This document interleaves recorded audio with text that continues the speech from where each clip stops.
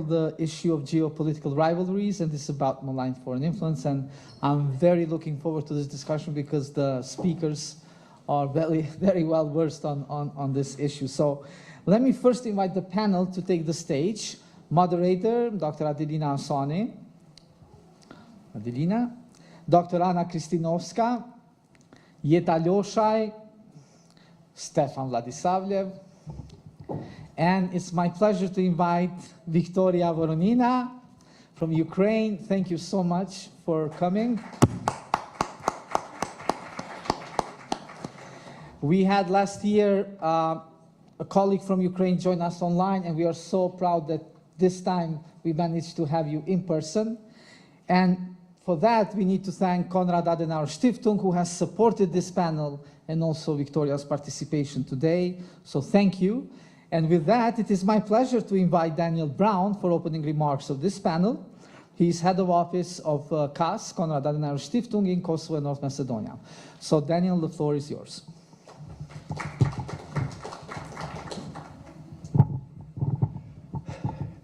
Yeah, dear ladies and gentlemen, dear organizers, thank you for the invitation, and we are very happy for the opportunity to provide a panel to geopolitical rivalries to this conference.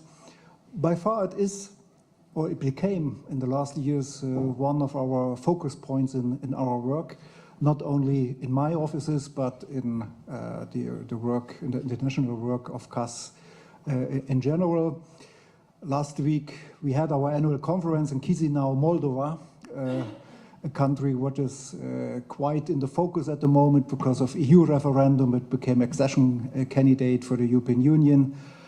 And of course, Moldova has a big Russian-speaking population. It's a former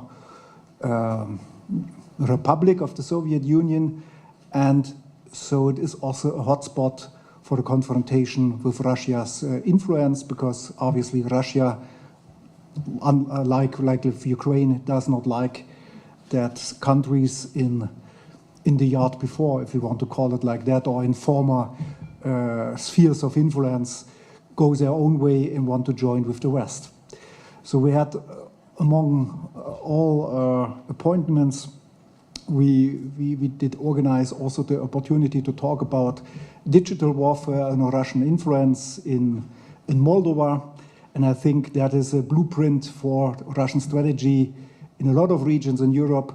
And even when we have countries that maybe are not by far biased to that country, we see the influence, even in Germany. If we see the support rates for the Russian position towards the war in Ukraine and how should be the support of Germany to Ukraine, unfortunately we see that those parties that claiming that there should be peace, but peace in a way to Russian condition, are well voted in the last elections that we had in Germany at the moment. And when even a country like Germany, with maybe more resources on defending public opinion or influence, is suffering such influences, and we cannot defend any attack, for instance, to CDU, attack to the German Bundestag, attack to critical infrastructures, what we were facing in the last years, then we know how it will happen in a region in the Western Balkans where the resources of the states are quite poorer when it comes to measures to defend those actions. That's why it is very important to emphasize and to investigate about Russian activities, which I would say from a point of view of KAS in the region are mostly obstructive, just for the sake that more unity in the region and going the path towards the Western alliances is not in the interest of Russia. And so the strategy for them is more or less clear, just to provide measures that will obstaculize those processes in the region. So, and we have in one office the former director of the KAS office in Moscow, what of course cannot work any longer, like many other Western NGOs in the last years. And so we have an expert also for Europe and the region, and that is how we to organize our work on that regard. The second rival, if you want to call it like that, we have in the title with China. I think China is a complete different case because due to the size and trade power and and also the outsourcing of Western industries, we cannot prevent to buy products from China. Even Kosovo, that has not official relations with China, when I look to the streets, electric cars, then I also see Chinese cars. So this is something what is happening.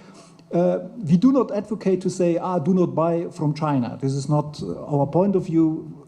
Germany has big relationship when it comes to economical sphere, but we should be aware that relations with China have not only economical purpose for China, but also a geopolitical approach. And when we look to the power in digital devices, in digital infrastructure, things that are very highly discussed in the region, also in North Macedonia, but also in other countries here in the region, then we should be aware that there's also a political agenda, and also when it comes to infrastructure. Unfortunately, we can blame that, but this is due to the fact that rule of law and procedure sometimes takes time. Even when we consider something what is happening in member states of the European Union, China, of course, is capable to build an infrastructure, a bridge, a highway, you name it, in very short time with a short process of organization. But of course, because they do not care about certain procedures of rule of law of tenders, and by this, it is possible also to raise and to get political influence in those countries. We have several examples in the region. Maybe you remember, it was almost 3 years ago, Montenegro did get a loan from China to build a highway, which maybe is more on purpose of the so-called Road Belt initiative of China from the harbor in Greece, from Piraeus to the Montenegrin infrastructure. But anyway, the loan included a clausula that if Montenegro is not capable to pay back the loan, then China will get control about a certain stripe of the Montenegrin coast for economical and whatever use. And that shows you the approach of China with its financial power, with its economical power, that by leaving in first sight opportunities or quicker opportunities, that will, in the second phase, cause issues for the stability and also the sovereignty of the country if the government is not committed to good governance. And we all know that when it comes to good governance in the region here, we have still a lot of work ahead, and that makes it sometimes easier for China to get its influences in the region. So I'm very happy that we are discussing this, especially the office in Skopje of Konrad Adenauer Foundation is very committed to the topic of China. We did publish in the last years some publications about approaches and strategies. And so I'm very happy to see Dr. Anna Kristinovska today on the panel, a former scholar of us, and she is dedicated especially to this topic, but all the panelists think will bring very good point of view to the topics that we want to tackle. And yeah, I wish us a very good discussion and maybe also some new point of views and aspects. Thank you.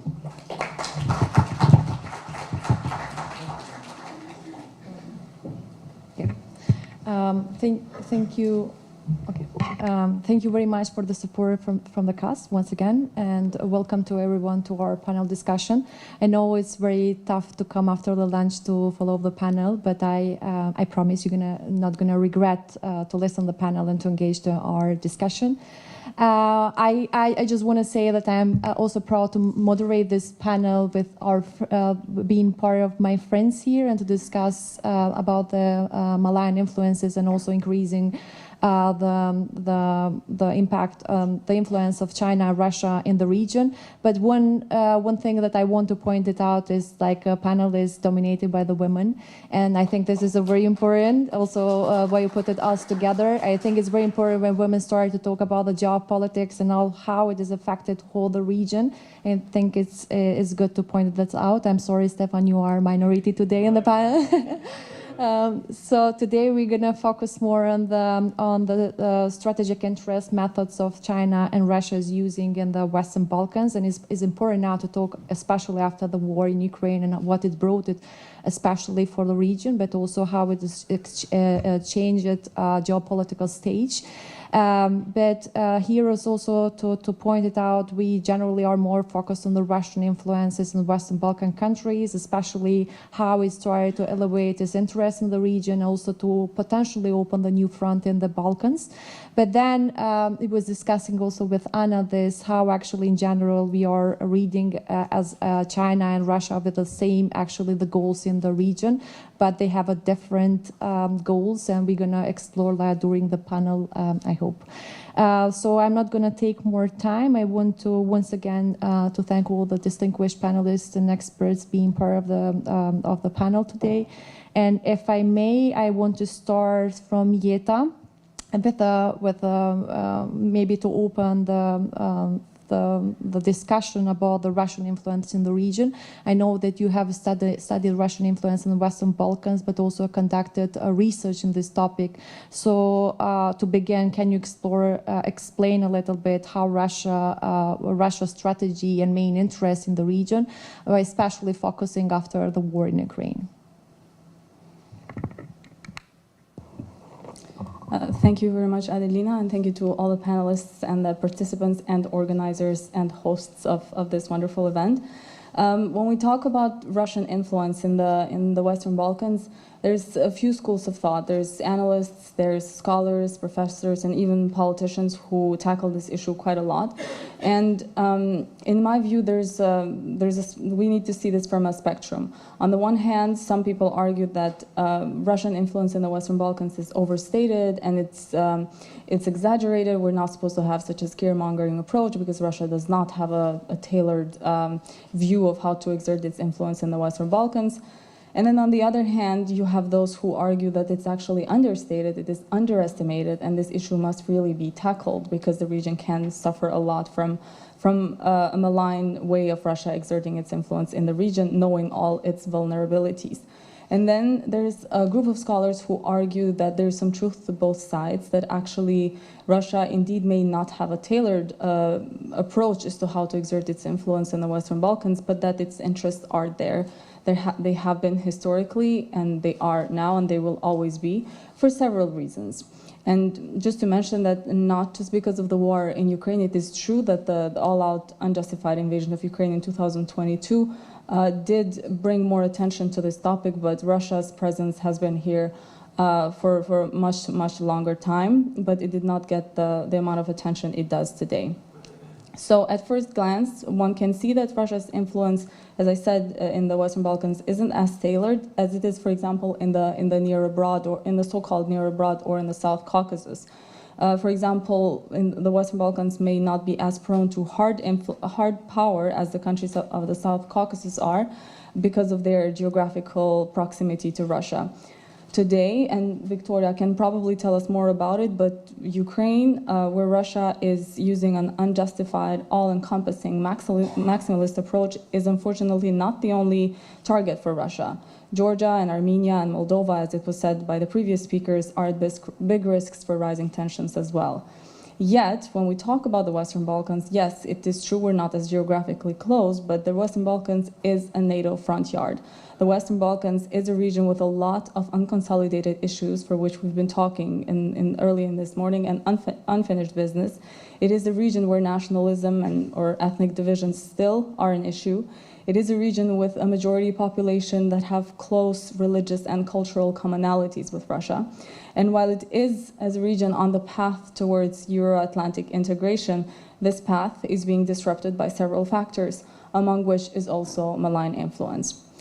And for example, we earlier talked about the process of EU integration. It has stagnated, and it has left the region in a lot of uncertainty.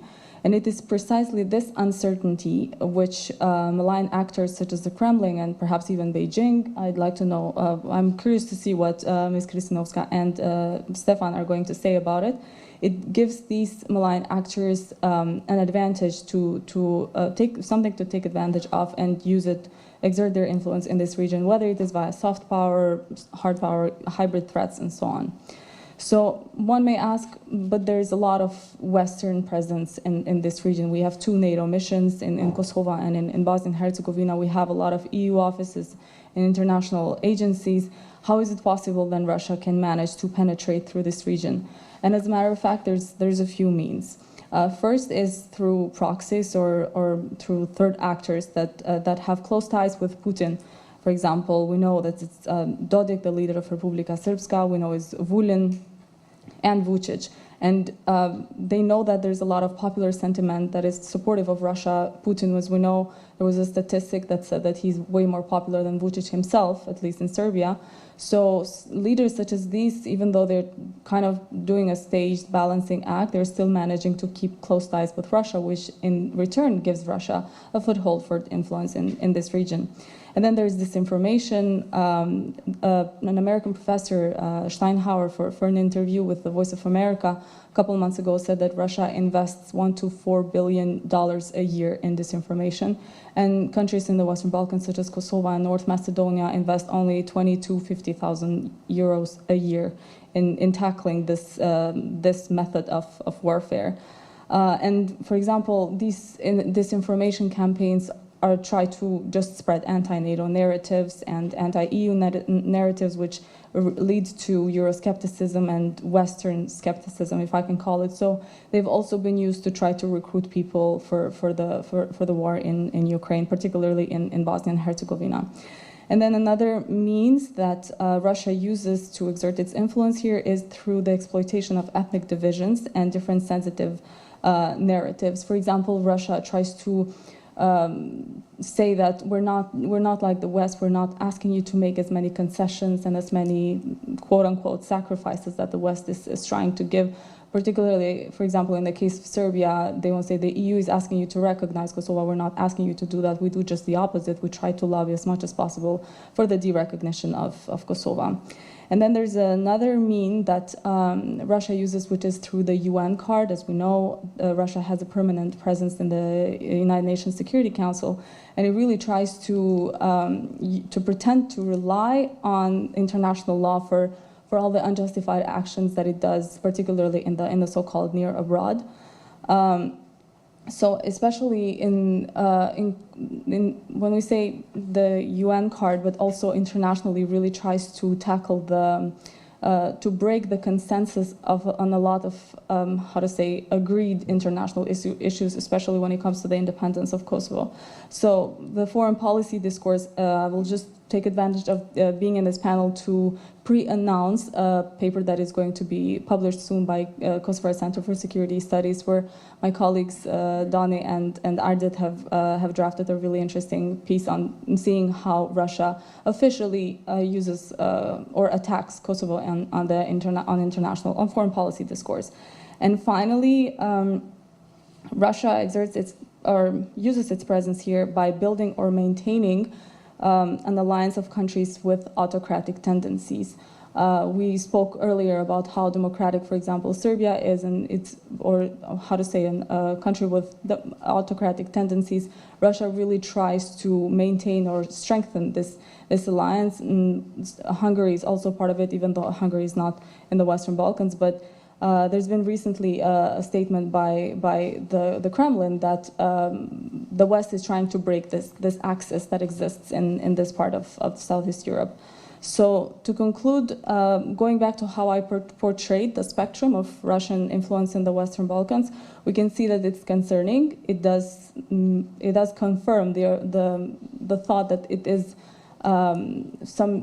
is moderate, but it is present and it is opportunistic. And as long as no action is taken for it, of course, there's going to be perhaps risks. So that's it for now. Thank you very much, Jeta. So once again, I want to thank Victoria for being here with us today, and we are very happy to have you from Ukraine here. And I know this was very tough road to come here to Kosovo, so we are glad to have you here in Kosovo. And I know that there are many things that we can learn from the example of Ukraine in that we can compare for the general in Western Balkans, but specifically in Kosovo. I do remember yesterday was talking about how Russia actually is seeing the Western Balkans, and he was mentioning that for Russia it's just like Europe. So while trying to tackle or to increase the influence in the Western Balkan countries, actually trying to increase the influence in Europe, and actually also to damage the reputation of the Europe in general. So I think it's very important the point that you have made. If you can elaborate this more for our audience that didn't participate in our conversation yesterday, but specifically I want you to focus a little bit what parallels can be drawn between the tactics that Russia is using in Ukraine and those in the Western Balkans, at least what we can learn in the Western Balkans. Thank you. Thank you, Adelina. First of all, thank you for Kosovo Center for Security Studies for inviting me here. Thank you for Konrad Adenauer Foundation for support of my participation here. And actually, it's my second time in Kosovo. First time it was in April, and I'm happy to stay here, enjoy my time here. So I think it's a good trend to be here more and more, actually, for Ukrainian representatives. So really, Russia is driven by security reasons. Economic is also present, but security is the main reason for them. Their main goal is to have gray zones and hotspots in Europe to control and to destabilize situation. Russia is governed by former or current intelligence and security representatives, and these security guys, intelligence guys, are infiltrated in a lot of civic agencies and institutions. Being full of such people inside and actually following such concept, Russia likes the concept of plausible deniability. So in each situation, they can say that it was not me, it was not Russia. Actually, it could be Russian proxies, it could be Russian satellites, it could be different entities, it could be different NGOs, it could be even particular members of parliament that could taste the water, that could use propaganda, that could use disinformation. By the way, we need to make a changes between propaganda and disinformation, because if we are talking about disinformation, it's false. If we are talking about propaganda, it's about different narratives of different situations and describing different situations with such narratives. So Russia used all such tools not to be blind on some criminals, some crimes on the international arena. So actually, Russia is trying to find friends in Europe. So such friends could be seen, Serbia could be seen like such friends, like close such friends. But we discussed yesterday with Adelina that Serbia could look like Belarus before 2022. So it's like some EU priorities and some Russian ties.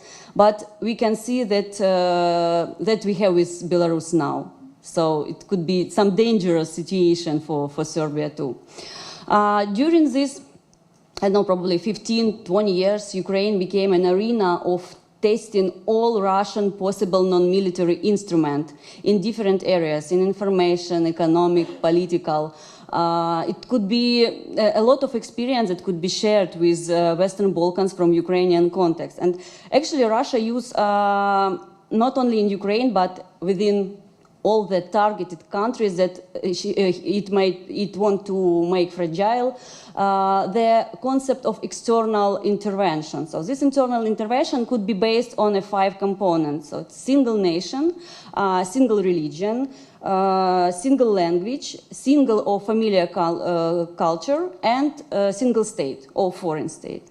If we are talking about the concept of Russian world, I think you heard a lot and know more than me about the same concept in Serbia, for example, or familiar concept in Serbia. So this concept is based on the 3 components. It's about culture, subculture, and history. And you can find even now, during last year, different examples from Serbia context or from Kosovo context when Russia used such approaches, such examples. For example, they have the special control by authorities, like movement of night wolves, ночные волки. And they visited Serbia for several times. They visited Republika Srpska for several times. And the last time they put in their Telegram channel that like Kosovo is like Borodino battle or Borodino line during the war in the 19th century. So like a common history. They like this case of victory during the World War II. They like this case of religion and church. For example, when there was a protest of Christians in Serbia, the protest was in charge by Ukrainian representative of Moscow Patriarchate. It's Anufri, priest Anufri, that was from Ukraine in Serbia with, no, not Serbia, sorry, in Montenegro, with such movement of protest with people. Actually, we can find a lot of other experience that can be used from Ukraine in Western Balkans country. Now it's on top point is the issue of disinformation. You know that in April it was established the school, media school, established by the one of the leader of military correspondents in the war in Ukraine, in a special military operation like Russia calls them in Ukraine. His name, like nickname, is Rybar. So this man established the media school in Serbia.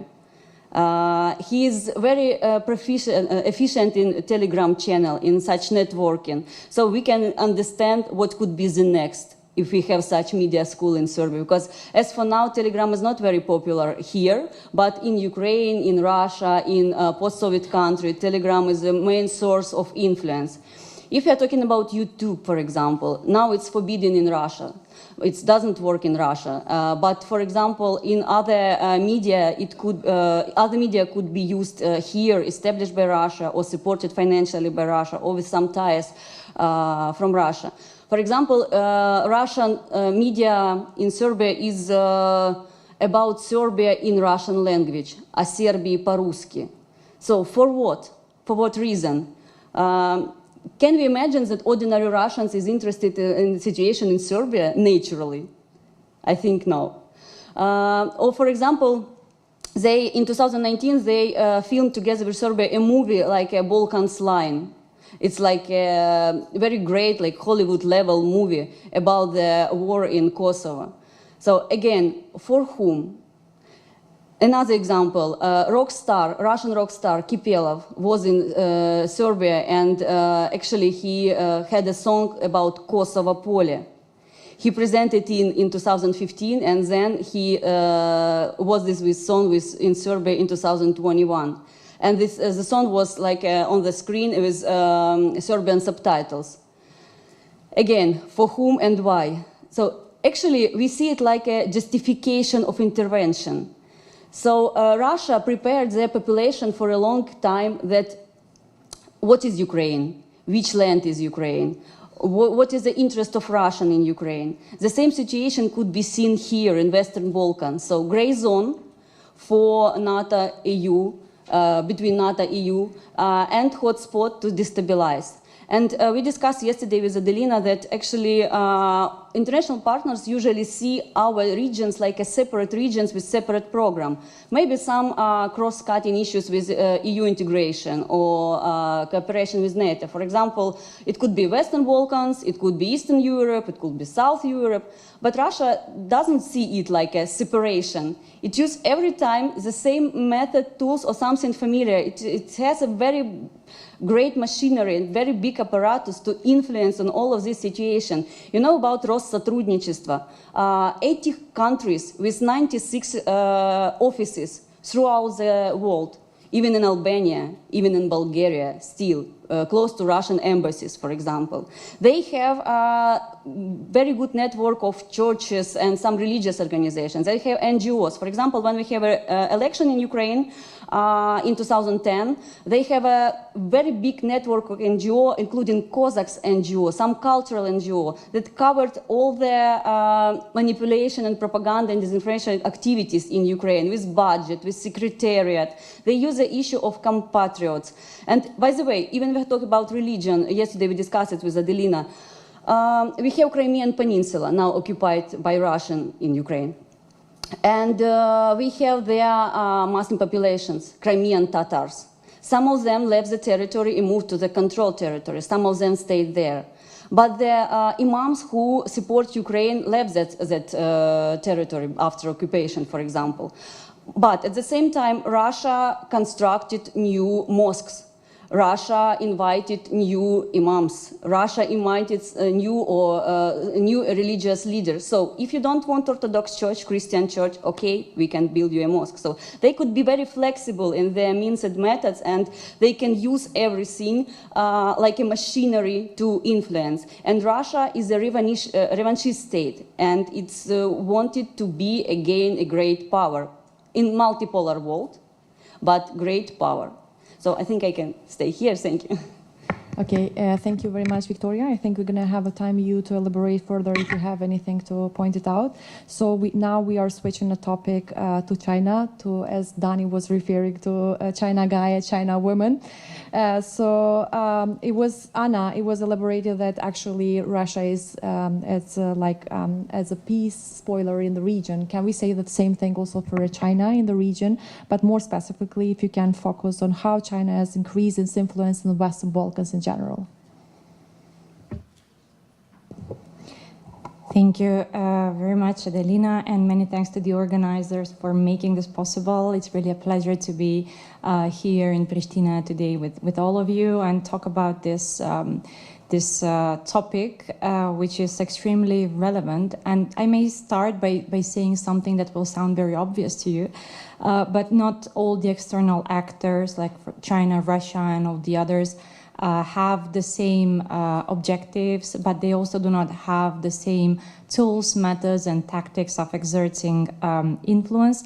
And this is something that we must understand if we want to build the competence, understand how these actors operate, and develop our resilience to potentially negative influences and implications. So if we define peace as absence of war or absence of armed conflict, I would certainly not place China in the same basket with Russia and say that it is a spoiler of peace. To the contrary, on the global level and also in the Western Balkans. And why is that so? Because China is, I think we can all agree today, a global economic power. It is a country that is very much integrated broadly and deeply within the global economy. And we all know that war or armed conflict affects in a very negative manner the economies. So China is simply seeking to protect its economic interests. Today, there is virtually no country in the world that does not have some form of economic cooperation with China. And not surprisingly, China is using these economic ties as leverage, as primary leverage, to exert influence wherever it can. And here it depends on the receptiveness of these countries, to which extent China will be able to penetrate their economies and create dependencies. So in this context, in recent years, we are increasingly seeing China in an attempt to act as a peace actor.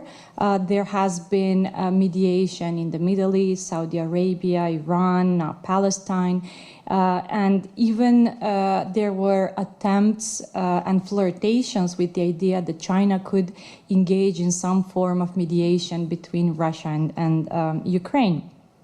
So a disclaimer, this is not to say that China will always refrain from engaging in some form of military conflict, because we all see what is happening in the Taiwan Strait, in the South China Sea, where China has its own immediate interests.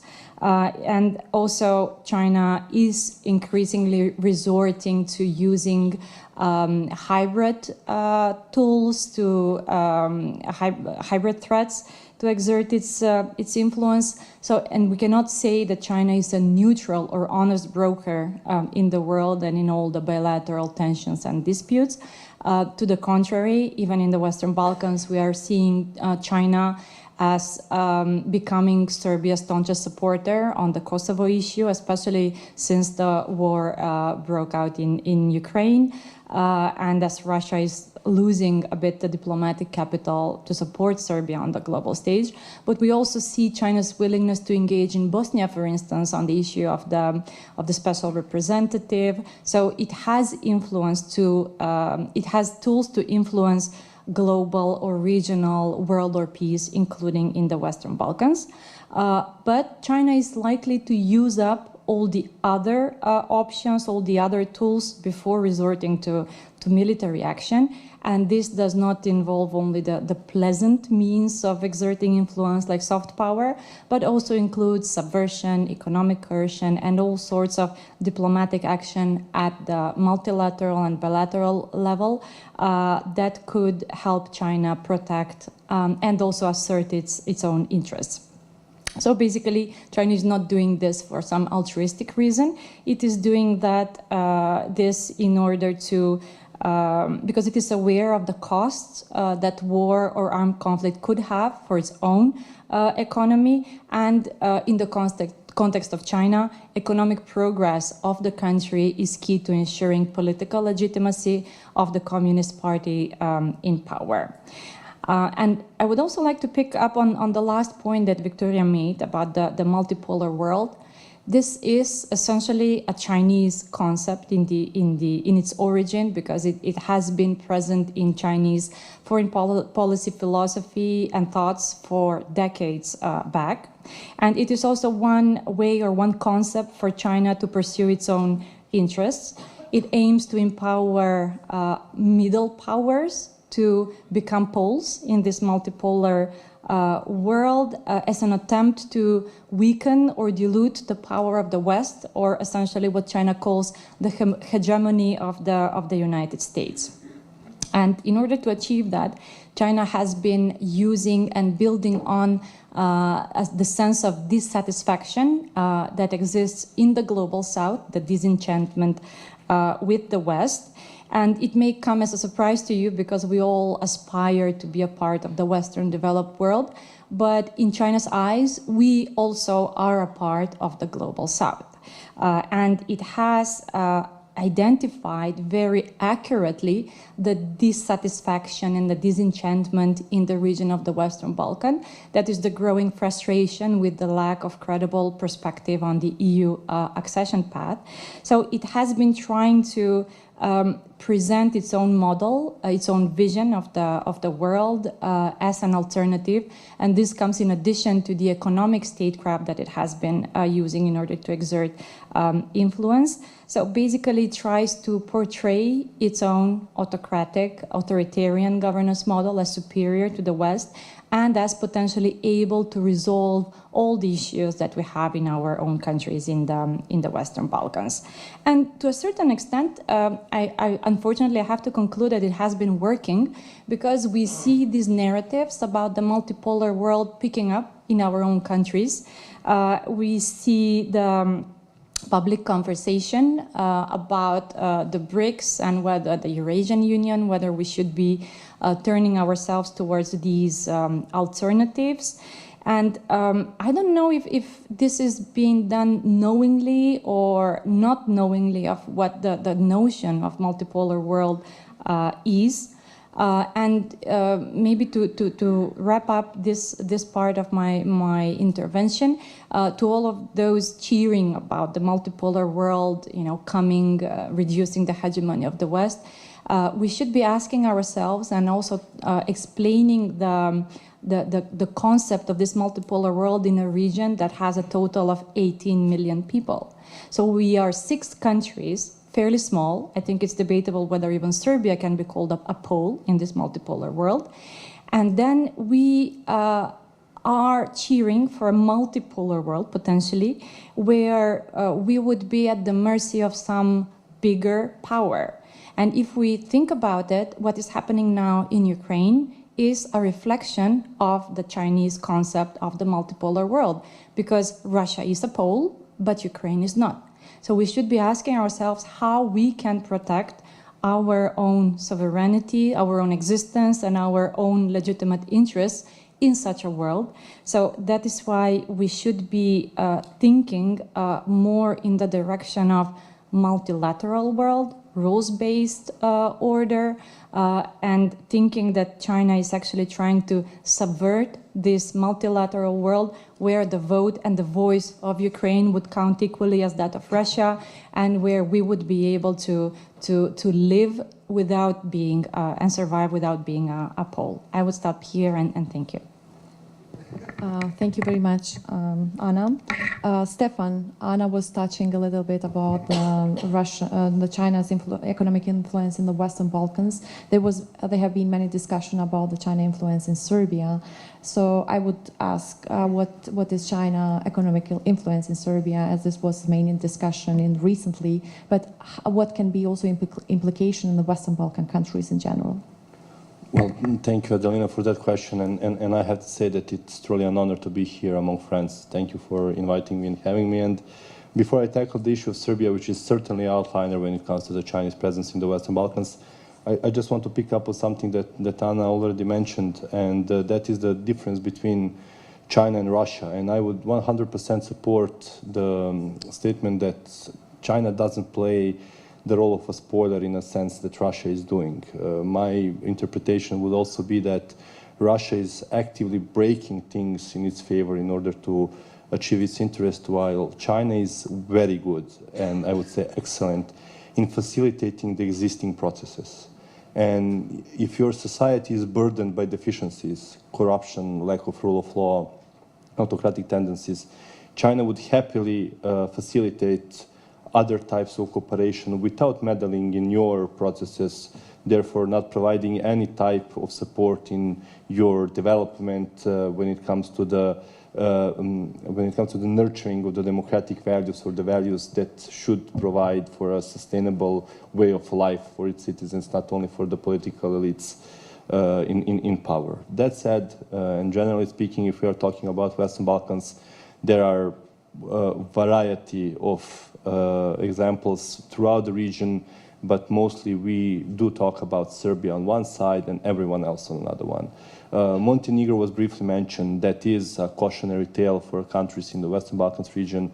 I do have to say, for the sake of just staying on the factual road of providing real information, loan was the tipping point, but it was certainly not the only reason why Montenegro almost fell into the debt trap. And for the sake of understanding how China operates, collateral in case of you not being able to repay the loan is, if you ever took a loan from a bank, pretty much a standard clause, and it was not a seaside, it was just a state-owned infrastructure, which is part of not only that agreement, but each and every agreement that China signs, Chinese banks are signing with countries throughout the world. So to understand China, we need to understand how it operates. And economic interference is definitely the dominant model on the global scale. It comes on the back of the Global Development Initiative, Global Civilization Initiatives, something that we call in all-encompassing name Belt and Road Initiative, but it has several layers to it. And to understand how it has developed over the past decade and a half, looking at Serbia can provide you a very good perspective in that. Because from 2009, the past 15 years, Serbia went through several phases of different types of Chinese economic influence. It is very important to mention that these phases do not have a clear cut. It's not that one phase ends and the second one starts, but there is a dominant mechanism of cooperation in that in each of those phases. In 2009, Serbia signed something called Technical Framework Agreement on Technical Cooperation and Infrastructural Development with China. Until this day today, this is the most important agreement the two countries have signed, because it has provided a legislative basis for each and every infrastructural project that Serbia has signed with China. From 2009 until this day today, Serbia has took reportedly more than 10 billion of loans from China, which is a debatable number because not all of those projects have been fully implemented. Some of those have remained on the level of memorandum of understanding, and for some of those, the financial structure of how those projects will be financed has not been fully disclosed. But if you look at the numbers that Serbian, for example, public debt office has provided. In July of 2024, Serbia has been in debt to China 2.7 billion euros, which is not a small amount, and which is not a small number. But you have to put it also in a perspective if you're talking about debt and potential debt trap. At the same time, Serbia owes EBRD 2.2 billion and IMF 2.4 billion. And in debt in Eurobonds, it's 10 billion. So there is a clear practice of Serbian government to go into these debt efforts in order to boost its economy. And this is actually a paradoxical situation because Serbia needs an economic development in order to be able to repay those debts. And the way how it is boosting its economic development is by taking those loans. In addition to what has been the second staple and the second phase of the dominant types of cooperation between Serbia and China, and that is foreign direct investment. Foreign direct investment is what makes Serbia special in the case of the Western Balkans. From 2014 to 2022, China has invested in the whole Western Balkans 4.5 billion. In Serbia, it was 4.1. So it is, how much? 85% went only to Serbia. And it started in 2016. It started with steel mill in Smederevo, which has been often used as a premise for the phrase steel friendship between Serbia and China. And has been heavily, and this is where Anna and her crew did a very good analysis, a very intensive investment in extractive industries. The mines in Bor have been the staple of the Chinese investments since 2018. In addition to that, it is automotive industry. The reason behind it is the proximity of the European market. So what made Serbia favorable in the eyes of China is proximity of European market and the fact that they are selling car parts not back to China, but to the German and French companies, which are then putting those parts in the German and French cars. And Chinese took the numbers to the paper and figured it out that it's cheaper for them to produce something in Serbia than to transport it from China. That is 2016 for the loans. It continued after that, 2016 onwards for the foreign direct investment. But what really put foreign direct investment face forward is the fact that, and keep a minute with me on this, China is now investing more than any individual country of European Union in Serbia. From 2021, China is the #1 biggest investor in Serbia. If you put EU27 combined, of course, that's not the case, because EU27 combined are still the bigger investor than China, but it's in a matter of hundreds of millions. In 2022, it was even the equal number of investment from EU27 and China. And in that case, it was also the fact that China has remained #1 in 2022, 2023, and first 3 months of 2024.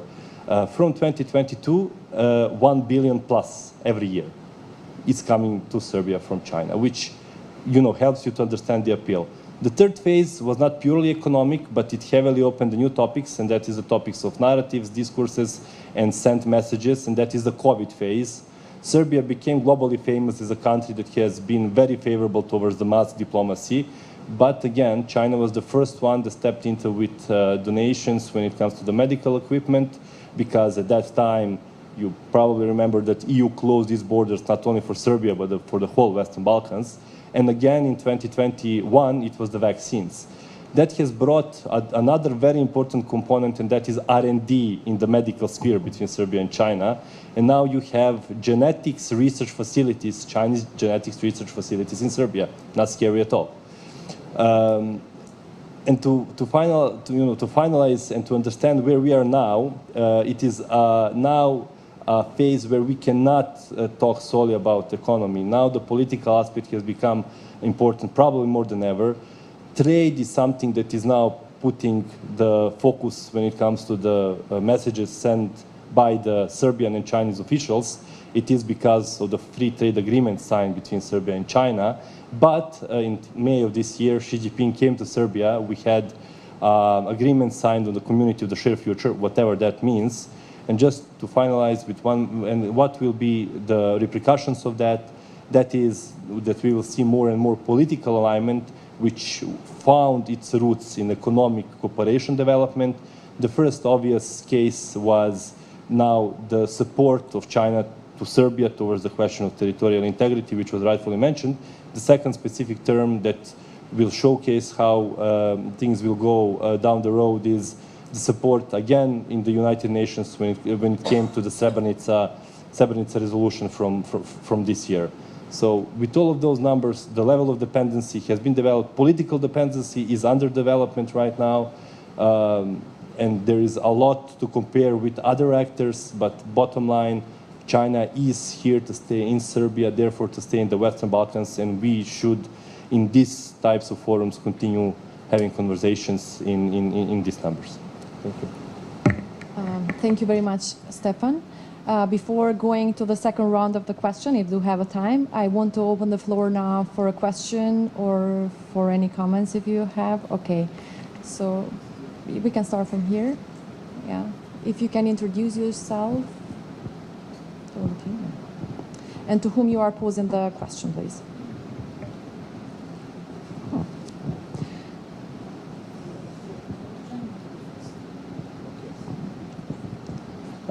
Hello, Marko Savkovic from ISEC Fund.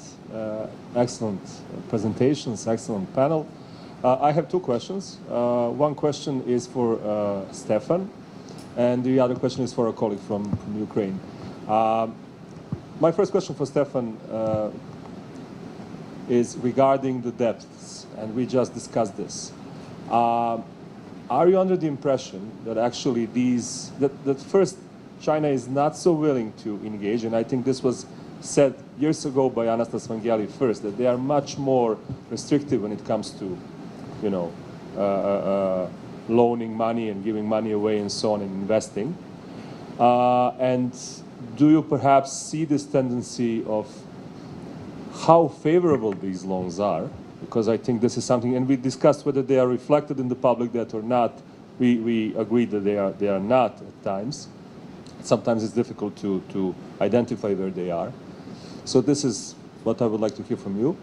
And on Telegram, and I noticed in Serbia that there is this prevalence when it comes to learning more, and unfortunately and tragically, people in Serbia are still fascinated by the conflict. They are not only interested, I mean, this is a kind of fascination almost that sometimes is very difficult for me to comprehend. And Telegram is apparently, it's not a social network I use, so I am not versed in it, but it's definitely a source of choice for many people. Do you see this as organic, or do you think it's actively encouraged by Russia in any way? Thank you. Go maybe with the answers as we have a time, so yeah, Stefan and then Victoria. To be very on point, when Serbia started taking loans from China, it was much more favorable when it comes to the interest rate than it was than compared to the Western financial institutions. Due to the financial crisis and the results of financial crisis, the loans from China were between 2 and 3% of interest rate with like 8 years of the grace period, while the Western financial institutions were providing 7 to 8 at least, so it was 7 to 8 plus that. With the stabilization of financial markets, the loans from Western financial institutions again became cheaper, and now if you compare it, they are more Chinese loans are more expensive. But we cannot disregard one thing. You take the Chinese loan, you take the Chinese company to pay it with that money. Chinese company comes to Serbia or to any other country that takes the loan, starts building the road, then builds the road, and then goes out. It doesn't come with any strings attached. So I would say that it's not even it's not even the case. I mean, except that you have to repay it back, or they will take a collateral from you. It's not even the case of whether it is the cheapest thing on the market right now. It's just that Serbia and other countries, African countries especially, love to do things in that way, because the monitoring, the evaluation, even the sustainability of those projects sometimes are questionable or heavily questionable, but it's just efficient. And it provides you a political tool as well to promote yourself as a provider of economic development. And that is very much in line with the CCP narrative that China is trying to push on the global scale. So it is a question of what type of cooperation you just prefer more. And in this case, when it comes to loans, it's obviously the Chinese ones. With small note, and when I will finish this, it is now rarely a case that even for Serbia you will see a governmental loan from China. Now we see that Serbia is increasingly taking Chinese commercial loans, which are even more expensive, but that is a global trajectory because the government itself is not, Chinese government itself, Chinese Communist Party, is not investing in that types of loans through Exim Bank, which is a Chinese state bank, as much as it did the end of the 2019-2020.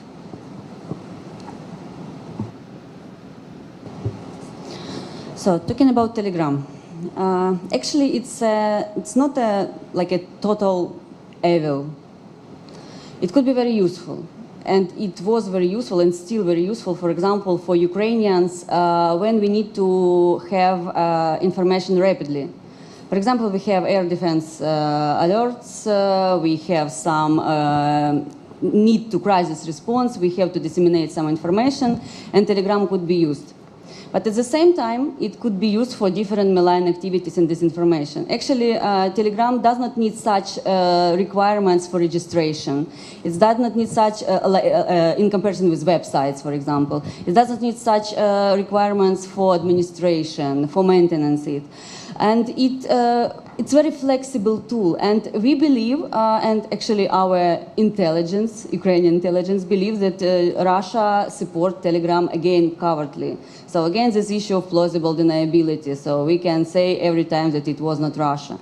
And actually, I think it's an issue of time to go in this market, I mean, in the Western Balkan market with Telegram, because it depends on knowledge of language, knowledge of root causes, knowledge of some gaps, weaknesses in the community, in the targeted country.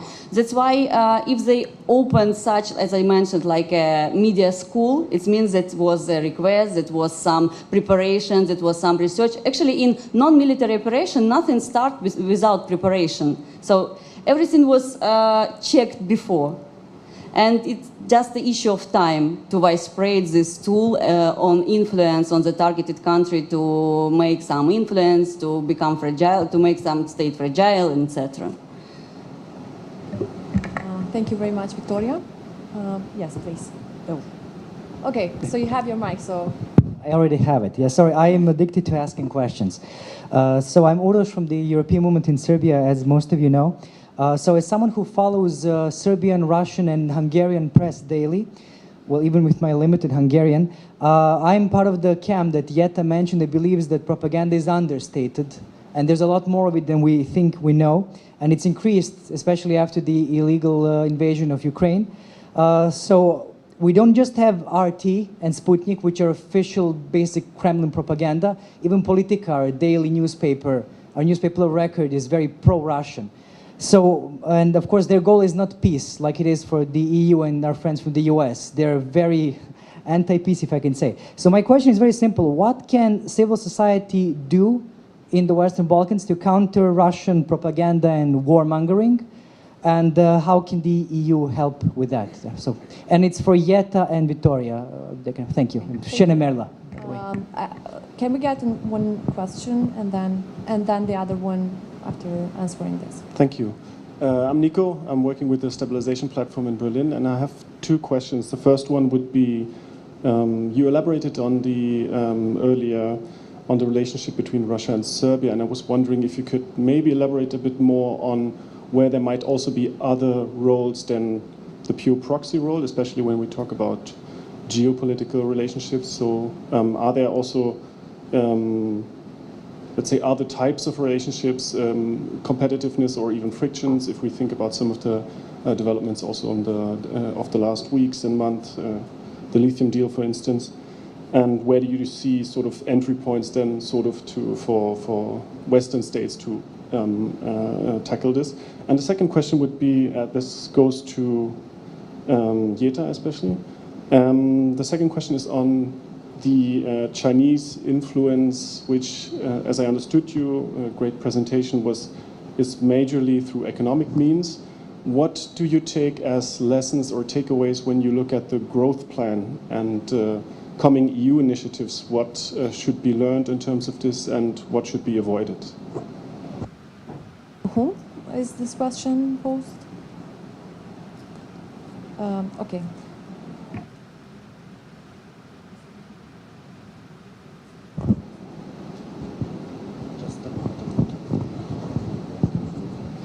Okay, Marta Onorato from the International Republican Institute. This year we had a poll, 2024, on Kosovo. From the poll, only 9% of the respondents had highly favorable or somewhat favorable opinion on Kosovo, on China, while 50% of the respondents saw China as the main threat for Kosovo. My question to Anna especially is, can you elaborate more on what is the Chinese influence in Kosovo? From the data we have seen is probably less evident than in Serbia. And can you see any measure that could be taken by the civil society to react or act to avoid to have different figures in the coming years? Thank you. Thank you. There have been many questions, but we can get one more. I think Lura was going to ask a question, and then we can start from Anna. There have been many questions, I'm sorry. So. Hi everyone, I'm Dura Limani from OSF. Just a very brief question. Thank you guys for the very insightful panel. It is really lovely to see all of you, especially my peers, on a panel on security, mostly women. This is excellent. I have a quick question for Anna, namely, could you provide us a kind of a wider context of Chinese influence across Europe and particularly within the EU? Because I think a lot of the influence that we see play out in the region does not come always directly from China to the Western Balkans, but it interplays with Chinese interests across the continent. Thank you.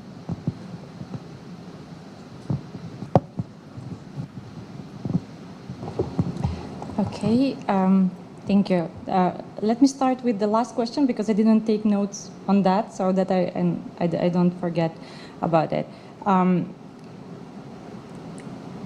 We can say that there are very, very close relations in all areas between China and the EU. So unlike the tensions between China and the US, where China is portrayed as a national security threat, Europe and the EU does not see China as a security threat, but rather tries to categorize cooperation in different areas as cooperation, competition, or in some areas where there is no cooperation as rivalry. And the Western Balkans would be within this third category where the EU sees China as its rival. And then both the EU and the Western Balkans do have their legitimate right to cooperate with China in economic areas, in trade, and in other areas. But there is always this awareness about the potential risks, dependencies, and vulnerabilities that this cooperation creates. And I think that in the Western Balkans in recent years, there is really rising awareness about these aspects of the potential risks in the cooperation with China. And there is, in the other countries, with the exception of Serbia that Stefan presented very well, there is increased reluctance by policymakers to engage with China. So what China is doing, and I hope that you were referring to that, is that it uses increasingly other channels, not direct channels, to be present in the Western Balkans through joint investments with other companies, including with an American company. We had that in North Macedonia a couple of years ago, or through Hungary, for instance, because what we are seeing now is Hungary, especially during its presidency with the EU, trying to somehow boost its image and reestablish the ties with the Western Balkan region, advocating on one hand for its closer, faster accession to the EU and talking mostly about Serbia. So Serbia is, of course, the preferred kid in the Western Balkans, but also this junior partner, which is North Macedonia now. And there was recently a case where the Macedonian government is taking $500 million USD loan from Hungary, and Hungary is taking $1 billion loan from China. So this is not stated in as obvious terms as I'm stating it here, but the temporal lineup of the events is very clear. So we should definitely not be underestimating China's ability to do this mimicry and to exert its influence not only in a direct manner, but also in an indirect manner. Going back to China's influence in Kosovo, a couple of years ago, and specifically for the OSF office here, I drafted a paper that I called China-Kosovo non-relations, because basically there are no relations, official relations, or any unofficial presence that China would locate in Serbia. So basically what China is doing in Kosovo, basically what China is doing in Kosovo, for China, they're doing it in Serbia. Although, so in that respect, there were attempts to penetrate through public procurements. There was a Dahua tender for equipment in schools that was blocked later on by the authorities. There is a lot of trade going on, which is channeled through different routes, including through North Macedonia. But still, the primary influence, in my opinion, that China has over Kosovo is the influence in international fora. So China has been trying and succeeding to actually block Kosovo's ambition to join different international organizations like UNESCO, like Interpol, and that's why I mentioned that in that respect it is closely aligning with Serbia and supporting it in every way it can. How can civil society try to remedy to this situation? I think it would be first and foremost by raising awareness, because back then during my field research in Kosovo, I didn't have the impression that there was broad awareness, including in among policymakers and the institutions, that China is consciously doing this. So there should be at least some degree of understanding and awareness how China is doing it, how and whether it can be circumvented, or whether there are ways to somehow prevent this from happening. And Kosovo has been maintaining in recent years close ties with Taiwan, so that is also something that we should factor in this equation, because China is likely to enhance its opposition and animosity towards Kosovo as a response to its cooperation with Taiwan. And finally, on the growth plan and on the lessons learned, I think that it connects very well to your question about the loans. So why are, or at least were, the Western Balkan countries taking up loans from China? Because politicians work within 4-year cycles between elections. They want to have quick results. They want to have projects that will take off during their own mandate. And usually when they were asking for funding with the EU, preparing all these complex project dossiers and tender documentation, it would take much longer. So they initially thought that concluding deals and taking up loans from China would be an easier solution. That is something that probably the growth plan should address to a certain extent, but it should also address the broader picture, because we have the governments taking up loans, regardless whether it comes from China or from the EU or from any other source, but they are not fully using the grants that they have at their disposal from the EU. For instance, we are returning IPA money, that is grants, to take up loans where there are no complicated procedures to manage these funds. So this is due to the general lack of capacity, but it's something that the growth plan should certainly having in the perspective. Thank you. Thank you, Anna. Jeta? I'll just thank you all for your questions. I'll just answer really quick Urosh's question about the role of the civil society and what we can do to tackle all the disinformation and or propaganda. I think the issue of media literacy is quite big here, and at least in the Western Balkans, and I think there are certain activities that take place in order to improve the situation, especially in social media. I'm not saying now far from banning any certain freedom of speech whatsoever, but in social media it is really easy to fall for any news that can either be related to your past or to something very sensitive, and especially something with nationalistic tendencies, which is quite the case in the Western Balkans. As we know, Russia shares a lot of grievance with the West, and not just because of after the collapse of the Soviet Union, but also because of the events that unfolded in the late 1990s and in the early 2000s. And I think the peak of that was the NATO intervention in Kosovo, and it knows that the region is still fragile and still deeply hurt, so to say, by this fact, especially the Serb population in Serbia. So by spreading such news, especially sometimes with images that are not true, it really can can spread some news that are unfiltered and can really increase the favoritism of the Serbian people towards Russia. So with such vulnerabilities and what people can fall for when they read, it's really difficult to address it from either the bottom-up approach or from a top-down approach. I think it needs a lot of investment. It needs a lot of educational initiatives.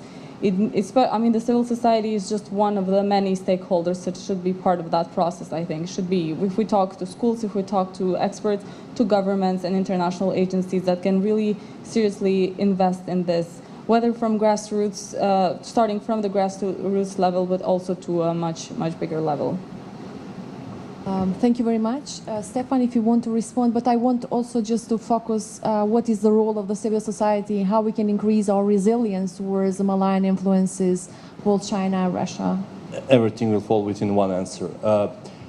For the region, the process that should have brought us to the level where we are resilient to the issues that we have been tackling here today was European integration. And I believe that Marko Prelec spoke about Copenhagen criteria today and going to basis in understanding how we should act in order to become more resilient. It is a part of pretty much every recommendation book that we write when we talk about being resilient to the Chinese or Russian influence in the region. I just want to say couple of bullet points. Please approach me and discuss it further if you want. When it comes to the EU-China relationship, EU is too dependent on China. There is no consensus within the EU on how to deal with China. Big countries are much more dependent than the smaller ones are, and Brussels doesn't really like the situation in which it is at the moment. When it comes to the growth plan, it is a tremendous mechanism. It is a good addition to the mechanisms like Europe Economic and Investment Plan.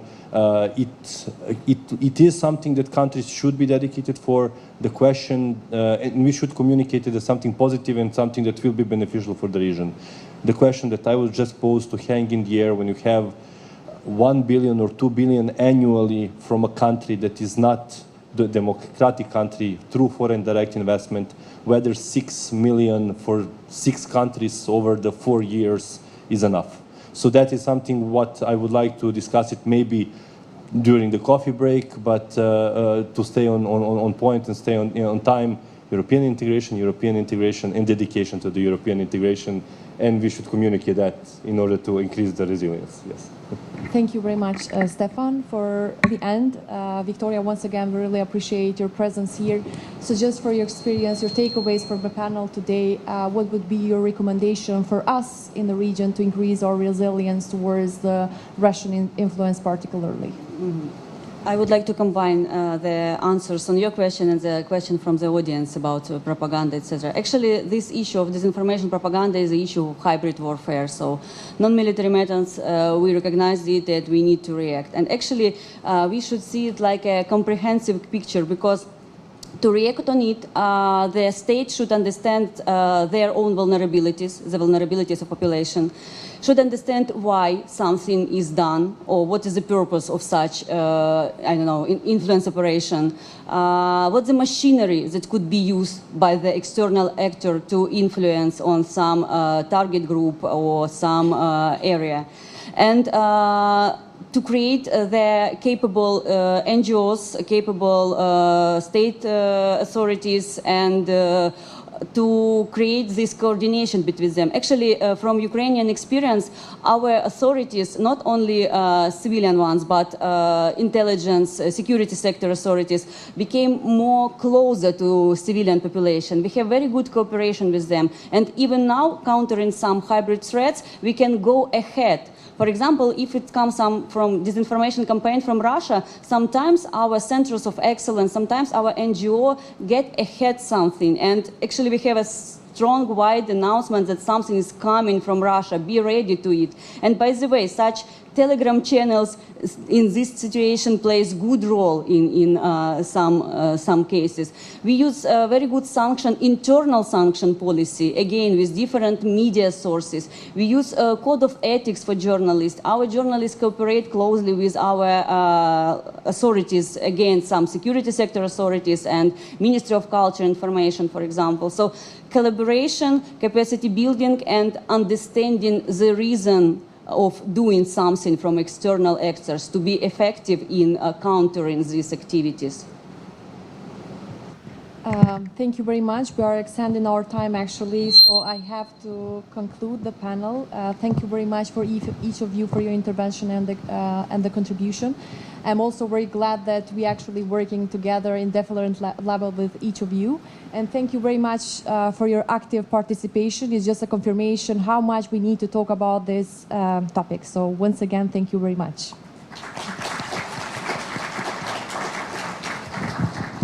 Thank you. Amazing discussion, really insightful from everyone.